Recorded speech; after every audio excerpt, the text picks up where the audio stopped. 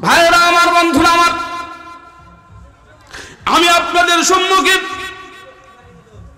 কোরআনে কারিমের 14 নম্বর পারা, এই কোরআনে কারিমের 14 নম্বর পারা 16 নম্বর সূরা, সূরাটার নাম হলো সূরাতুন নহল। এই সূরা নহলের 90 নম্বর আয়াত আপনাদের সামনে তিলাওয়াত করেছি। এই আয়াতটা এমন একটা দামি আয়াত, এই আয়াতটা এমন একটা দামি আয়াত। কোরআনে আলহামদুলিল্লাহি রাব্বিল আলামিন থেকে সূরা নাস, মিন শাররিল ওয়াসওয়াসিল খান্নাস মিনাল জিন্নাতি ওয়ান নাস পর্যন্ত যতগুলো আয়াত, 6666টা আয়াতের মধ্যে যেই আয়াতের তিলাওয়াত শুনে সবচেয়ে অধিক পরিমাণ কাফের মুশরিক কালেমা পড়ে ইসলাম গ্রহণ করেছে, যেই আয়াতের তিলাওয়াত শুনে সবচেয়ে অধিক সংখ্যক মানুষ মুসলমান হয়েছে, ওই আয়াতটাই আমি আপনাদের সামনে তিলাওয়াত করেছি। এই আয়াতের ব্যাখ্যা বোঝার আগে আয়াতের দামটা বোঝা লাগবে। কারণ একটা মানুষ তাকে মানে যখন তাকে চিনে। মেয়র সাহেবকে আমরা সবাই সম্মান করি, কিন্তু যারা চিনে না তারা কি সম্মান করবে? সম্মান করবে নাকি? আমরা চেয়ার থেকে উঠে দাঁড়ায় যাব যে ভাই আপনি বসেন, স্যার আপনি বসেন, কারণ আমরা চিনি। যারা চিনে না, জি, সম্মান করবে না। এই জন্য এই আয়াতটার ব্যাখ্যা বোঝার আগে আয়াতটাকে একটু যদি চিনতে পারি, তাহলে ব্যাখ্যাটা আমাদের গ্রহণ করা সহজ হবে। হযরত আব্দুল্লাহ ইবনে আব্বাস রাইসুল মুফাসসিরিন, যিনি সমস্ত মুফাসসিরদের সর্দার, আব্দুল্লাহ ইবনে আব্বাস রাদিয়াল্লাহু তাআলা আনহু বলেন, এই আয়াতটা এমন একটা দামি আয়াত, এই আয়াতটা এমন জামে মানে আয়াত। এই আয়াত আল্লাহ পাক রব্বুল আলামিন কোরআনের মধ্যে বাকি 6665টা আয়াত যদি নাজিল না করতেন, আর শুধুমাত্র কেবলমাত্র এই আয়াতটাই নাজিল করতেন, আর এই আয়াতটা অনুযায়ী, এই আয়াতের অনুযায়ী যদি মানুষ আমল করত, তাহলে মানুষের হেদায়েত এবং নাজাতের জন্য যথেষ্ট হয়ে যাইত। এমন একটা দামি আয়াত। তিনি বলেন যে কোরআনের সবচাইতে শ্রেষ্ঠ আয়াত, দামি আয়াত হলো আয়াতুল কুরসি। আয়াতুল কুরসি জানা আছে আমাদের? আগের যুগের ম্যাক্সিমাম মুসলমানের আয়াতুল কুরসি মুখস্থ থাকতো, এর এখন আয়াতুল কুরসি মুখস্থ অধিকাংশ মানুষের নাই। আয়াতুল কুরসি কোরআনের সবচেয়ে দামি আয়াত। এরপরে তিনি বলেন মানুষের জীবন গঠনের জন্য এরপরেই সর্বশ্রেষ্ঠ আয়াত হলো এই সূরা নহলের 90 নম্বর আয়াত। একজন সাহাবী কালেমা পড়ছে, ইসলাম গ্রহণ করছে, আল্লাহ রাসূল সাল্লাল্লাহু আলাইহি ওয়াসাল্লামের হাতে বাইয়াত হইছে, কালেমা পড়ে ইসলাম গ্রহণ করছে, কিন্তু ঈমান পুরোপুরি মজবুত হয় নাই। আচ্ছা, আমরা এখানে যারা আছি, আপনাদের কি মনে হয় সবার ঈমান কি এক সমান? ঈমান কম বেশি আছে না নাই? জি, ঈমান কম বেশি আছে না নাই? একটা মানুষ 5 ওয়াক্ত নামাজ পড়ে, ইশরাক তাওবিন পড়ে, রমজানের রোজা রাখে, আর একটা মানুষ মাঝে মাঝে নামাজ পড়ে, মাঝে মাঝে পড়ে না। দুজনের ঈমান কি সমান? আরেকজন খালি শুক্রবারে পড়ে, আরেকজন খালি ঈদের নামাজ পড়ে। ঈমান সমান? ঈমান সবার সমান না। তিনি নিজেই বলতেছেন, আমি কালেমা পড়ছি, মুসলমান হয়েছি, কিন্তু ঈমান তখনও পুরোপুরি মজবুত হয় নাই। তিনি বলেন আব্দুল্লাহ ইবনে উসমান, হযরত উসমান ইবনে মাসউদ রাদিয়াল্লাহু তাআলা আনহু বলেন, আমি পয়গম্বর আরবি সাল্লাল্লাহু আলাইহি ওয়াসাল্লাম ওনার বাড়ির সামনে বসা, এমন সময় আমি সামনের দিক দিয়ে যাইতেছি, পয়গম্বর আরবি সাল্লাল্লাহু আলাইহি ওয়াসাল্লাম আমার দিকে তাকায় রইলেন। আমি যখন বুঝতে পারলাম, আমি পয়গম্বরের দিকে তাকাইলাম, পয়গম্বর আমার দিকে তাকায়া তাকায়া মুস্কি মুস্কি হাসতেছেন। আপনার দিকে তাকায়া কেউ যদি মুস্কি হাসে, মনটা একটু ভালো লাগবে না? হযরত উসমান ইবনে মাসউদ রাদিয়াল্লাহু তাআলা আনহু বলেন, আমার দিলের মধ্যে রাসূলের মহব্বত আগে এমনিতেই ছিল, কিন্তু আমার দিকে তাকায়া মুস্কি মুস্কি হাসতেছে, মনে হচ্ছে রাসূলের প্রতি মহব্বত আমার আরেকটু বাড়তেছে। পয়গম্বর বলেন, উসমান ইবনে মাসউদ, তুমি কি আমার কাছে একটু বসবা না? উসমান ইবনে মাসউদ বলে, আল্লাহর রাসূলের মহব্বত আমার দিলে আরো বেড়ে গেল। আমি কাছে এসে বসলাম। পয়গম্বর আরবি সাল্লাল্লাহু আলাইহি সাল্লাম আমার চেহারার দিকে তাকাইয়া বন্ধু সুলভ আচরণ করতেছেন। বন্ধু বন্ধুর সঙ্গে যেমন ফ্রি গল্প করে, কোনো অহংকার নাই, কোনো ভাব নাই, কোনো ডাট নাই, এইভাবেই পয়গম্বর আরবি সাল্লাল্লাহু আলাইহি ওয়াসাল্লাম আমার সঙ্গে কথোপকথন করতেছি। পয়গম্বরের সঙ্গে আমার যত কথা হয় আমার দিলে ঈমান তত বাড়তে থাকে। এক পর্যায়ে পয়গম্বর আমার দিক থেকে চেহারাটা ঘুরিয়ে নিল। আমি লক্ষ্য করলাম কেন পয়গম্বর আমার দিক থেকে চেহারাটা ঘুরিয়ে নিলার কারণটা কি? আমি লক্ষ্য করলাম পয়গম্বর তার চেহারাটা চক্ষু দুইটা আকাশের দিকে করলো, মনে হয় আকাশের আমরা যেমন চাঁদ দেখি, তারকা দেখি, সূর্য দেখি, ঠিক ওইভাবে উপরের দিকে চোখটা করলেন। আস্তে আস্তে আস্তে করে তার নজরটা ডান দিকে করলেন। এরপরে ডান দিকে তিনি তাকায় আছেন। তাকায় থাকে একটা মানুষের দিকে, তাকায় একটা মানুষ কথা বলতেছে।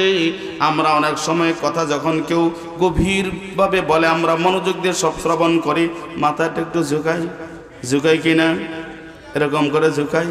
ঠিক পয়গম্বর ঝুঁকাইতেছেন, মনে হয় কারোর সঙ্গে কথা বলতেছেন। হযরত ওসমান ইবনে মাযউন রাদিয়াল্লাহু তাআলা আনহু বলেন, আমি আশ্চর্য হয়ে গেলাম, কি ব্যাপার পয়গম্বর কার সঙ্গে কথা বলেন, কারণটা কি? এইভাবে কি শুনতেছেন তিনি? কিছুক্ষণ পরে আবার পয়গম্বর আমার দিকে তাকাইলেন। আমি বললাম, ইয়া রাসূলুল্লাহ, ইয়া হাবিবাল্লাহ, ওগো পয়গম্বর, আপনি আমার সামনে যে আচরণগুলা করলেন, আকাশের দিকে তাকাইলেন, এরপরে আস্তে আস্তে করে চক্ষুটা নিচের দিকে নামাইলেন, আবার ডান দিকে তাকায়া মনে হচ্ছে কে যেন আপনাকে কিছু বলতেছেন, আপনি মাথা ঝুঁকাইতেছেন। বলে আব্দুল্লাহ ইবনে ওসমান ইবনে মাযউন, ওসমান তুমি জানো না এই মুহূর্তে আল্লাহ পাক রব্বুল আলামিন ইমামুল মালাইকা, ফেরেশতাদের সর্দার, ফেরেশতাদের সর্দারের নাম কি? জি, আমরা মুসলমান অত্যন্ত জরুরি বিষয়গুলো জানি না। বড় বড় ফেরেশতা কয়জন? অনেকেই 4 জন ফেরেশতার নাম বলতে পারবে না। 4 জন নায়কের নাম ফের মুখস্থ আছে, 4 জন খেলোয়াড়ের নাম মুখস্থ আছে।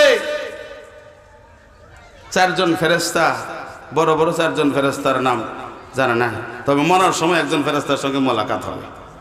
জি, এই নামটা জানা আছে আলহামদুলিল্লাহ।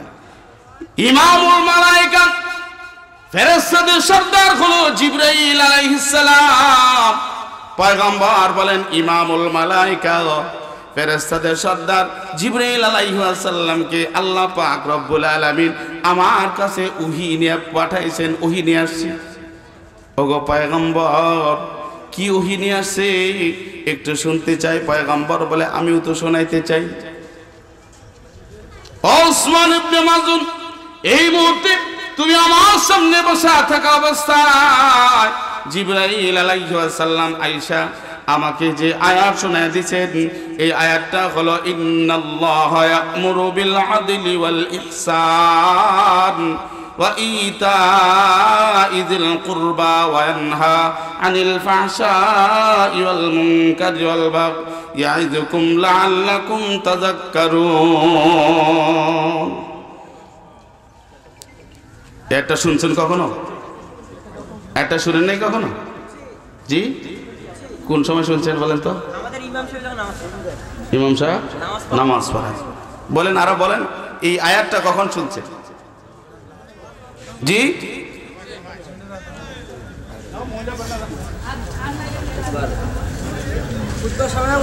মাশাআল্লাহ। দাঁড়াও দাঁড়াও দাঁড়াও দাঁড়াও, এই যে দেখেন যুবক, এই যে জুমার নামাজ গুরুত্ব সহকারে মনোযোগ দিয়ে জুমার নামাজে খুতবা শুনে, এটা তার প্রমাণ। আল্লাহ তোমাকে কবুল করুক, আমিন। আলহামদুলিল্লাহ। বসো। প্রত্যেক শুক্রবার জুমার নামাজে প্রত্যেক বাংলাদেশ সহ সারা পৃথিবীর সমস্ত গদিব দ্বিতীয় খুতবা। জুমার খুতবা কয়টা অনেকে তো জানেই না, কারণ হয়তো ঘড়িতে তাকায় থাকে কখন 1:27 বাজবে, 28-এ মসজিদে ঢুকবে, 30-এ একামত হবে। আর খুতবা শুনে না, খুতবা শুনে না। এই দ্বিতীয় খুতবার সর্বশেষ দেখবেন এই আয়াতটা যখনই পড়া হয়, তখন এই মানুষ নড়াচড়া শুরু করে। এই আয়াতটা পৃথিবীর সব খতিব সাহেবরা দ্বিতীয় খুতবা সানি খুতবায় এই আয়াতটা পড়ে। কি মনে পড়ছে?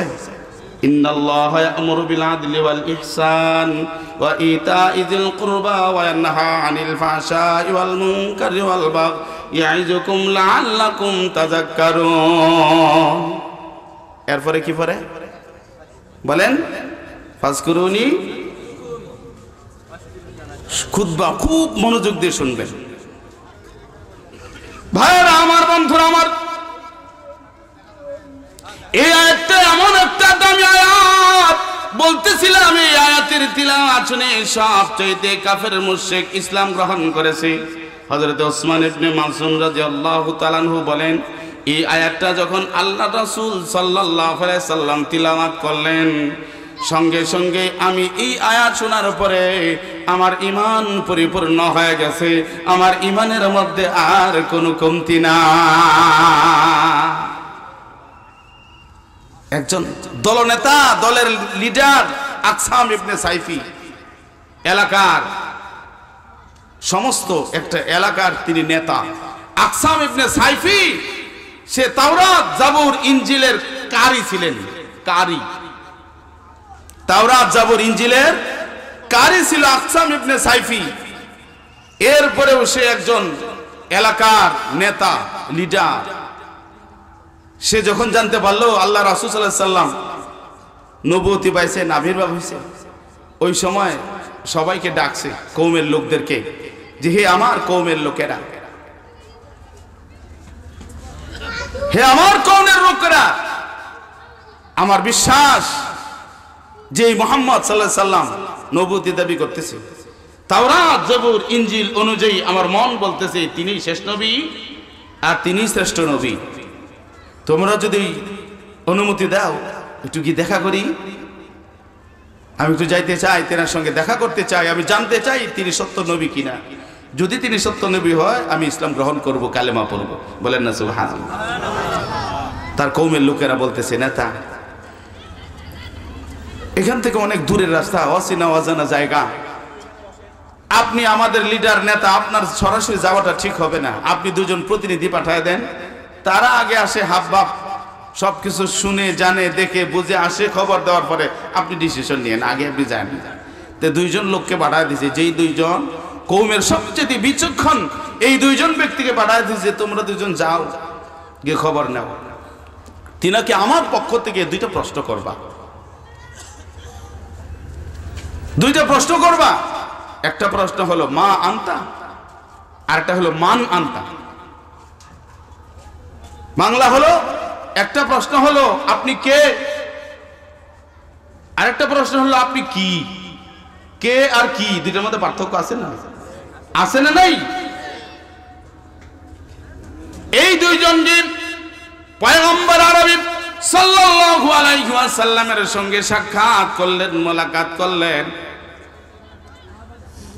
মোলাকাত করার পরে বলতেছেন, আমরা আকসাম ইবনে সাইফির পক্ষ থেকে আপনার কাছে আসছি। আপনি আকসাম ইবনে সাইফি আপনাকে দুইটা প্রশ্ন করেছেন, এই দুইটা প্রশ্নের উত্তর নিয়ে আমরা যাইতে চাই। এক নম্বর প্রশ্ন হলো আপনি কে, দুই নম্বর প্রশ্ন হলো আপনি কি। পয়গম্বর আরবি সাল্লাল্লাহু আলাইহি ওয়াসাল্লাম বলেন, আমি মুহাম্মদ ইবনে আব্দুল্লাহ, আমি আব্দুল্লাহর ছেলে মুহাম্মদ। আপনি কে?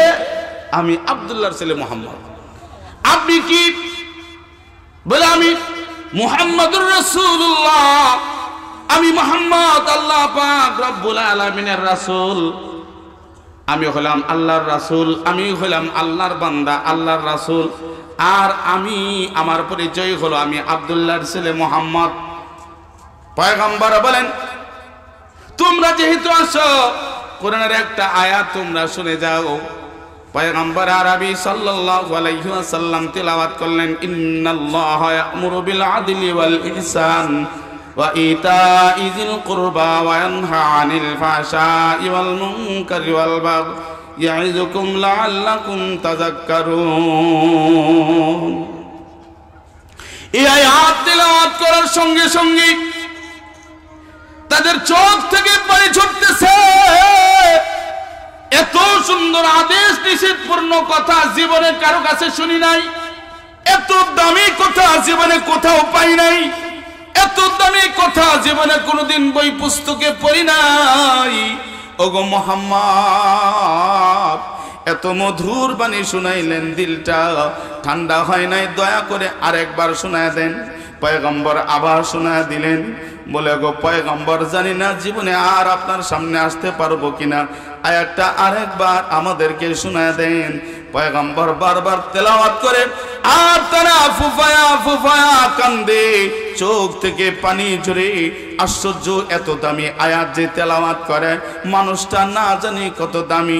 বলে এটা আমার আল্লাহ আমাকে জানায় দিয়েছে, এর নাম হলো কোরআন, এটা হলো কোরআনের একটা আয়াত।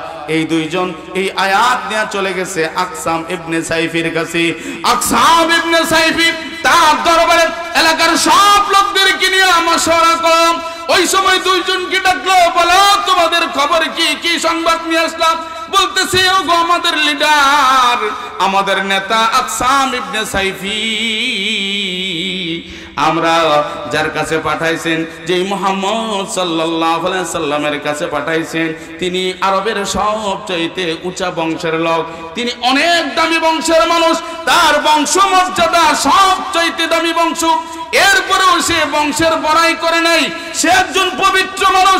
অচাল এলাকা ঘুরে ঘুরে আমরা তার ব্যাপারে রিপোর্ট দিয়েছি। জন্মের পর থেকে জীবনে কখনো মিথ্যা কথা বলে নাই, কোনো অন্যায় করে নাই, কোনো অপরাধ করে নাই, কাউকে ঠকায় নাই, কাউকে কষ্ট দেয় নাই, কারোর সঙ্গে খারাপ আচরণ করে নাই। এমন পবিত্র মানুষ আরবের বুকে আর একটাও জীবনে কোনোদিন আসে নাই। এরপরেও নিজের কোনো অহংকার করে নাই, আমাদের সঙ্গে সর্বোচ্চ ভালো ব্যবহার করেছে। এমন ভালো ব্যবহার জীবনে আমরা কোনোদিন কারো কাছে পাই না। এই যে কয়েকদিন আগে একজন মহিলা বন্দী ছিল, কয়েকজন। এই মহিলা তারা সারা পাওয়ার পরে সারা পৃথিবী তো মুসলমানদের প্রতি বিদ্বেষ ছড়া, তারা ওই জায়গায় এর পূর্বেও অনেক আগে দুইজন বৃদ্ধা মহিলা ছিল।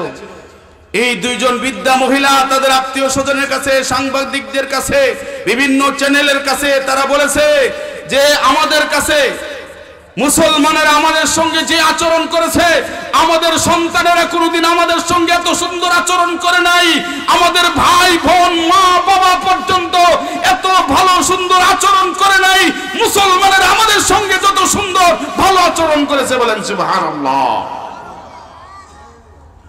ইসলাম প্রতিষ্ঠিত হয়েছে আখলাক দ্বারা, তরবারি দ্বারা নয়।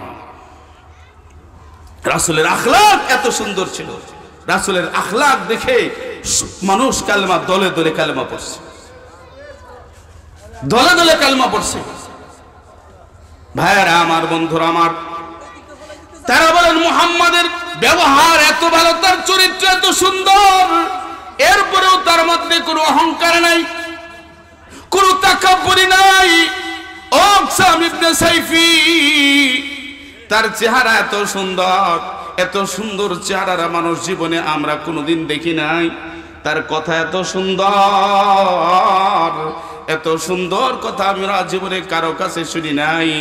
আর যে আল্লাহর কালাম তার উপরে নাজিল হয়, কোরআন নাজিল হয়, এই আল্লাহর কালাম থেকে একটা আয়াত আমাদেরকে এসে শুনাইছে, আমাদের দিলটা ঠান্ডা হয়ে গেছে। বারবার তেলাওয়াত শুনেছি, যত শুনি তত মজা লাগে, যত শুনি তত মজা লাগে। এই আয়াতটা আকসাম ইবনে সাইফি বলে, তাড়াতাড়ি ওই আয়াতটা তেলাওয়াত করো, যে আয়াতটা আখির নবী মুহাম্মদুর রাসূলুল্লাহ সাল্লাল্লাহু আলাইহি ওয়াসাল্লামের জবানে তোমরা শুনেছো। ওই দুইজন শুনাইলি, ও আকসাম ইবনে সাইফি আমাদের লিডার, আমাদের নেতা, আমাদের কওমের লোকেরা, তোমরা সকলেই শুনে রাখো, ওই আয়াত এমন দামি একটা আয়াত, এই আয়াতের মধ্যে এত সুন্দর সুন্দর 6টা কথা আছে। এত সুন্দর কথা জীবনে কারো কাছে শুনি নাই, পয়গম্বর আমাদেরকে শোনায় দিয়েছে।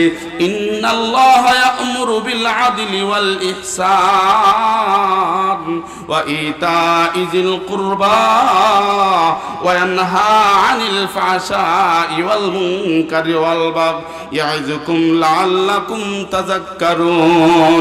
সবাই বলেন আল্লাহু আকবার, জোরে বলেন আল্লাহু আকবার। এই আয়াত এমন একটা দামি আয়াত। দ্বিতীয় ওমর চিনেন? জি, আমরা তো ইসলামী ইতিহাস খুব কম পড়ে, জানার চেষ্টাও করি না। দ্বিতীয় ওমর ইবনে আব্দুল আজিজ রহমতুল্লাহি আলাইহি, তাকে দ্বিতীয় ওমর বলা হয়। তার রাষ্ট্র পরিচালনা ওমরে ফারুক রাদিয়াল্লাহু তাআলা আনহুর সেম টু সেম, এই জন্য তিনাকে দ্বিতীয় ওমর বলা হয়। তিনি প্রশাসনিক অত্যন্ত কড়া ছিলেন, কাউকে চুল পরিমাণ ছাড় দেয় নাই। এক নদীর কিনারে কয়েক পথিক যাইতেছে, নদীর ঘাট পার হইতেছে, নদীর ঘাটে এক বৃদ্ধা মহিলা কাঁদতেছে। পথিকেরা জিজ্ঞেস করে, মা তুমি কেন কান্দো? তোমার কোন আপনজন মারা গেছে না কোন জিনিস হারাইছে, তোমরা কেন তুমি কেন কান্দো? বৃদ্ধা মহিলাটা বলে, ও যুবকেরা, পথিকেরা, আমার মন বলে আমাদের বাদশাহ দ্বিতীয় ওমর ইবনে আব্দুল আজিজ রহমতুল্লাহি আলাইহি তিনি মারা গেছে, তিনি জীবিত না। তারা বলতেছে, বুড়িমা এই খবর তোমাকে কে দিছে?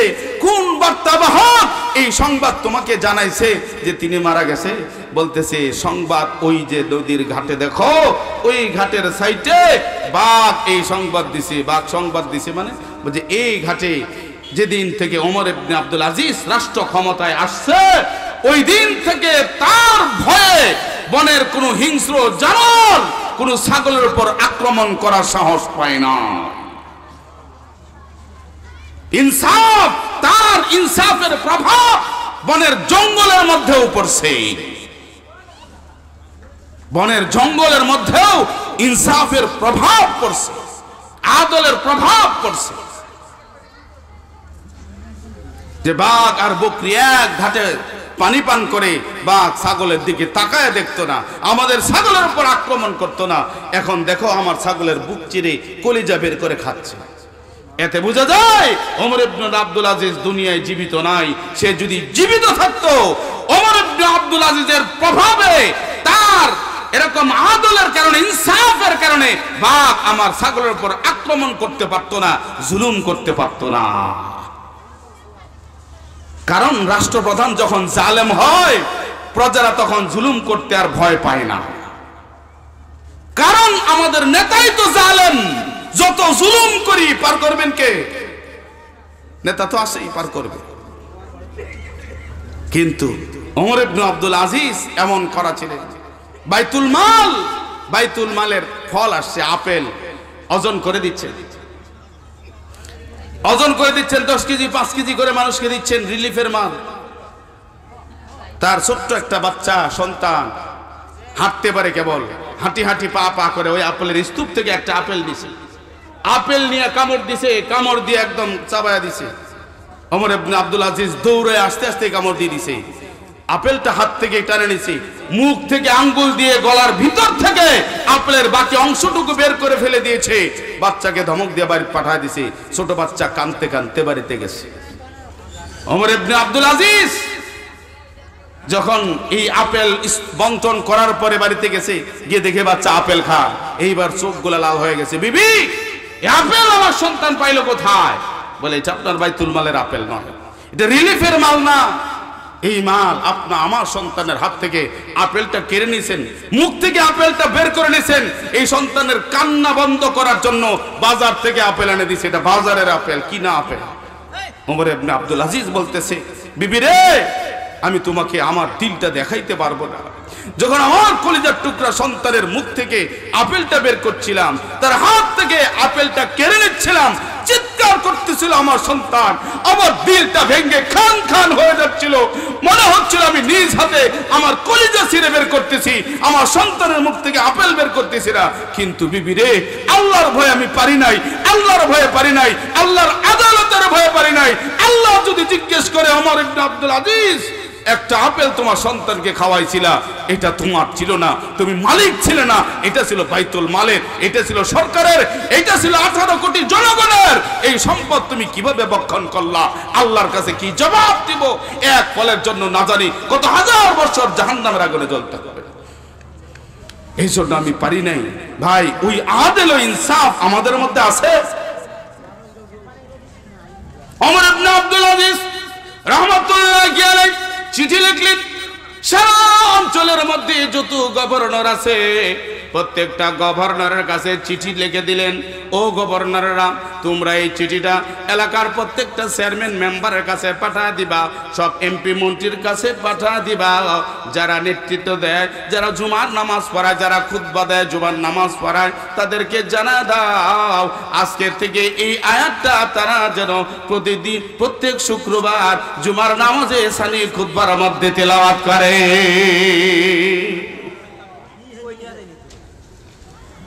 এতক্ষণ এই আয়াতটার দাম বললাম, এখন আপনারা বলেন এই আয়াতের মধ্যে আছেটা কি, আল্লাহ বলছেটা কি, এটার জানার আগ্রহ কি আপনাদের তৈরি হয়েছে? আপনারা কি জানতে চান? এতক্ষণ এই কথাগুলো বলার কারণ হলো এইটাই, যে এই আয়াতটা কত দামি, এই আয়াতটা জানা আমাদের দরকার আছে না নাই?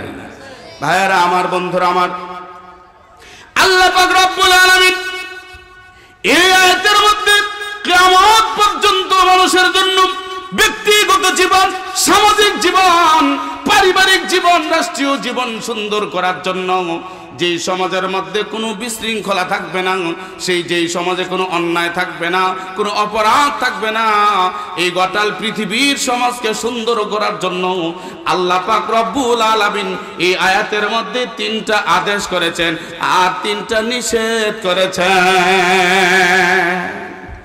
কয়টা আদেশ? কয়টা আদেশ? 3টা আদেশ করেছেন আর 3টা নিষেধ করেছেন। 1 নম্বর আদেশ, আল্লাহ পাক রব্বুল আলামিন বলেন, ইন্নাল্লাহা ইয়া'মুরু বিল আদলি। ও আমার বান্দারা, কিয়ামত পর্যন্ত আনেওয়ালারা, তোমরা সকলে শুনে রাখো, জেনে রাখো, আমি আল্লাহ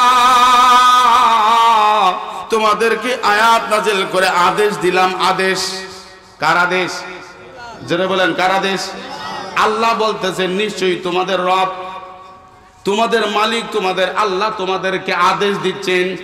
এইটা চূড়ান্ত আদেশ, এটা তোমাদেরকে মানতেই হবে। আমি আল্লাহ তোমাদেরকে আদেশ দিচ্ছি, 3টা আদেশ।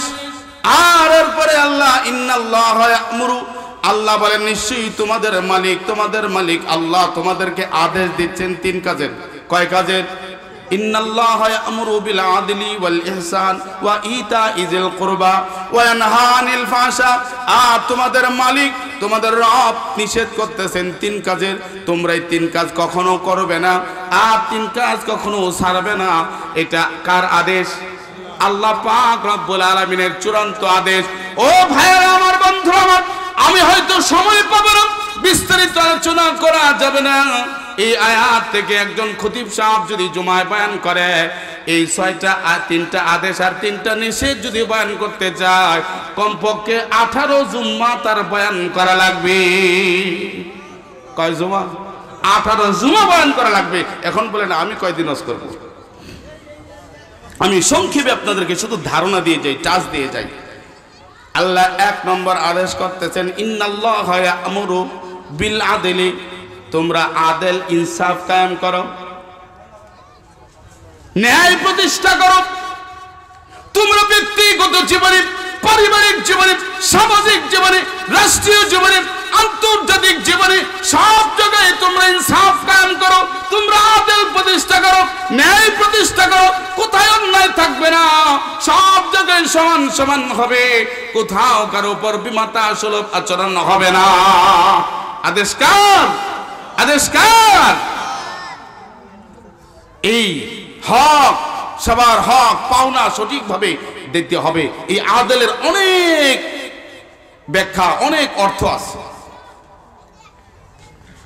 সর্বপ্রথম পাওনা, সবচাইতে পাওনা, বড় পাওনা হকদার কে বলেন? সবচেয়ে বড়, আমাদের কাছে সবচেয়ে বড় পাওনাদার কে?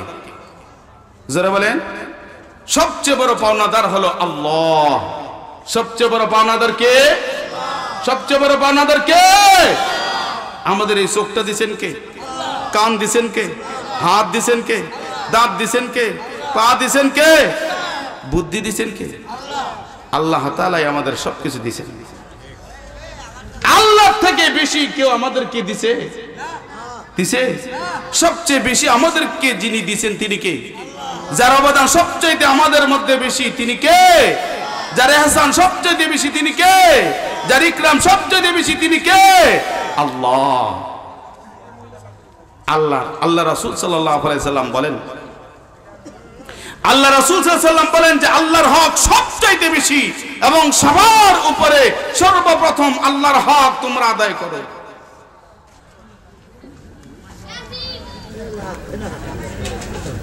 আল্লাহর এক ওলি, এক বুজুর্গ আল্লাহওয়ালা, সে চিন্তা করলো এলাকায় বিভিন্ন মানুষ ফিতনা ফাসাদে জর্জরিত, জঙ্গলে গিয়া এই মরুভূমিতে গিয়ে ইবাদত শুরু করছে।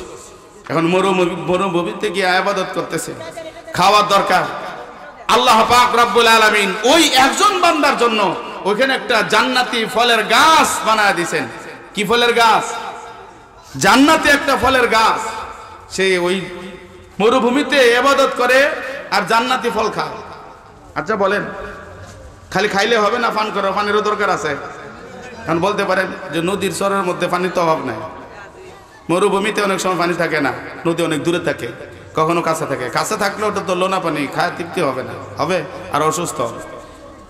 তার জন্য আল্লাহ তাআলা একটা মিঠা পানির ঝর্ণাও তৈরি করে দিয়েছেন।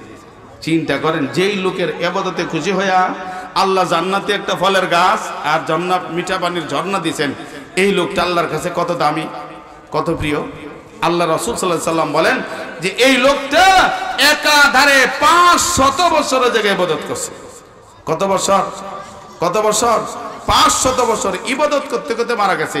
এই 500 বছরে তার চোখ দ্বারা কোনো গুনাহ হয় নাই, হাত দ্বারা কোনো গুনাহ হয় নাই, জবান দ্বারা কোনো গুনাহ হয় নাই, কোনো পাপ হয় নাই, খালি ইবাদত আর ইবাদত। এই লোকটা যখন মারা গেছে, তার জানাজা, কাফন, দাফন আল্লাহর ফেরেশতারা করছে। কে করছে? ফেরেশতারা করছে। এত দামি। আল্লাহ রাসূল সাল্লাল্লাহু আলাইহি সাল্লাম বলেন এই লোককে আল্লাহ তাআলা হাশরের ময়দানে দাঁড় করাবে। হাশরের ময়দানে দাঁড় করে হিসাব নেবে না, কারণ আল্লাহর প্রিয় বান্দা।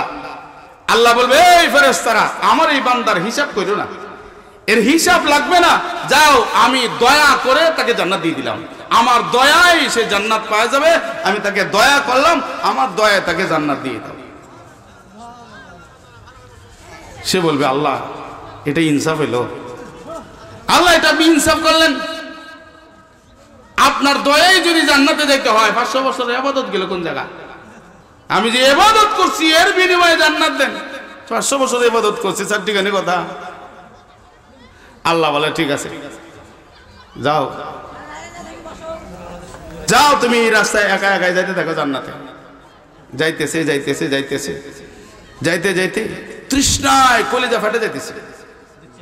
ডাইনে বামে সামনে পিছনে পানি খুঁজে, পানি নাই। একজন পানি বেচতেছে, পানি লাগে পানি, পানি লাগে পানি, পানি বিক্রি করতেছে। এই ভাই এই শুনেন শুনেন শুনেন, পানি নিয়ে আসেন, আমার তৃষ্ণায় কলিজা ফাটা যেতেছে, একটু দেন খাই। না আমি তো বিক্রেতা, আমি দোকানদার, আমি পানি বিক্রি করি। কি দিয়ে বিক্রি করেন? ইবাদতের বিনিময়। কয় এক গ্লাস পানি কয়দিনের ইবাদত লাগবে? 500 বছরের ইবাদত। কয়শো বছর? জীবন কলিজা ফেটে যাইতেছে। ওই সময় 500 বছর 1000 বছর আছে, যা আছে না পানি লাগে দাও, জীবনটা বাঁচায়। এই পানি পান করছে, তৃষ্ণা নিবারণ করছে। এইবার তো হয়রান হয়ে গেছে, আর তো নেই কি নেই আছে। ইবাদত কয়শো বছর ছিল, এক গ্লাস পানির বিনিময়ে শেষ। আল্লাহ বলে বান্দা তুমি তো এক গ্লাস পানি দিয়ে 500 বছরের ইবাদত দিছ, আমার একটা চোখের দাম দাও, একটা কানের দাম দাও, আমি যে কথা বলার শক্তি দিছি এটা দাও। যে আমরা সুবহানাল্লাহ বলি, এই সুবহানাল্লাহ বলার খুব শক্তি দিছেন কে? আলহামদুলিল্লাহ বলি বলার শক্তি দিছেন কে? দাউদ আলাইহিস সালামকে আল্লাহ বলতেছেন, হ্যাঁ দাউদ বেশি বেশি শুকরিয়া আদায় করো। দাউদ আলাইহিস সালাম পরিষ্কার জানাই দিচ্ছেন, আল্লাহ এটা আমার দ্বারা সম্ভব না। আল্লাহ কয় কি? আল্লাহ আমি যে আপনার শুকরিয়া আদায় করব, এই শুকরিয়া আদায় করবো আলহামদুলিল্লাহ বলবো। এই যে আলহামদুলিল্লাহ বলার শক্তি দিছ, এর জন্য শুকরিয়া আদায় করতে তো আরেকবার আলহামদুলিল্লাহ বলা লাগবে, লাগবে কিনা? এই দ্বিতীয়বার আলহামদুলিল্লাহ বলার শক্তি দিছ, এটা শুকরিয়া আদায় করার জন্য তৃতীয়বার আবার আলহামদুলিল্লাহ বলা লাগবে। তৃতীয়বার যে আলহামদুলিল্লাহ বলার শক্তি দিছ, এর জন্য চতুর্থবার আলহামদুলিল্লাহ বলা লাগবে। এই একবার আলহামদুলিল্লাহ বলার শুকরিয়া আদায় করতে করতে আজরাইলের সঙ্গে মুসাফা হবে। আর বাকি শুকরিয়া আদায় করবো কখন? বলেন, আল্লাহর শুকরিয়া আদায় করে শেষ করা সম্ভব? জি, আমরা তো শুকরিয়াই করি না, শুকরিয়াই আদায় করি না।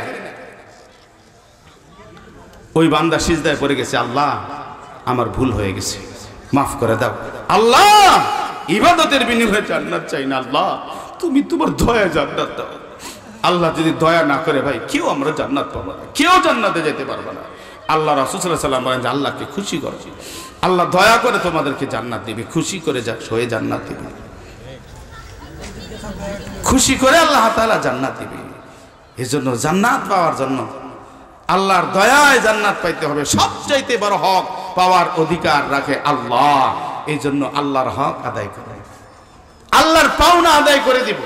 পুরোপুরি করতে পারবো না, এই জন্য ইস্তেগফার করব, তওবা করব, আল্লাহর কাছে মাফ চাইবো, ক্ষমা চাইবো। তওবার দরজা আল্লাহ খুলে রাখছে, ঠিক আছে না ইনশাআল্লাহ? এরপরে আদল ইনসাফ সব জায়গায় কায়েম করতে হবে। নিজের সন্তানের উপরেও আদল, সন্তানের উপরেও ইনসাফ।